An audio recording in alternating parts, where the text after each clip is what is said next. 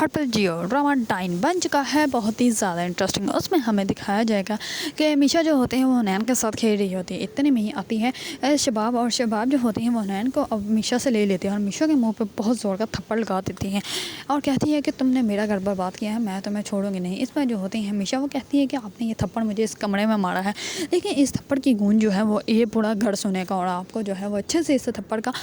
جو ہے وہ میں جواب دوں گی، لیکن ابھی میں کچھ نہیں آپ کو کہوں گی۔ یہ بات سنتے ہیں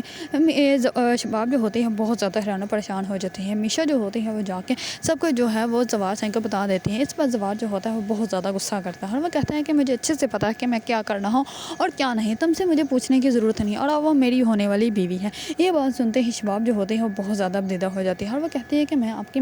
بیٹے کی ماں ہوں۔ اس میں جو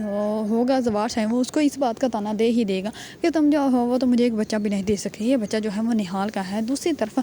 شباب جو ہوتی ہے وہ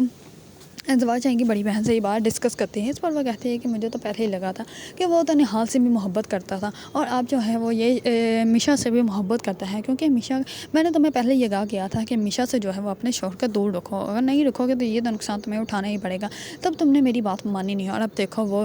جو ہے تمہارے شوہر کا تم سے ہی دور لے کے جا رہی ہے۔ اس پر شباب جو ہوگی اس کو کہے گی کہ میں کیا کروں، کیونکہ اس ٹائم شباب کو بالکل بھی سمجھ نہیں آ رہی کہ وہ کیا کرے اور کس کو جا کے وہ کہے کہ میرا شوہر جو ہے میرے ہاتھوں سے نکل چکا ہے اور وہ کسی اور کے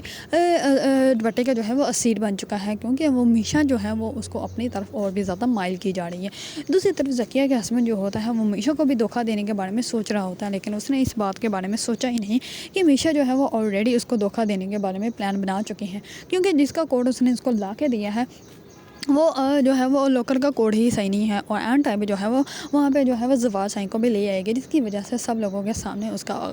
جو ہے وہ روپ سامنے آ جائے گا۔ سب لوگ جو ہیں وہ اس کو گھٹیا اور بدتر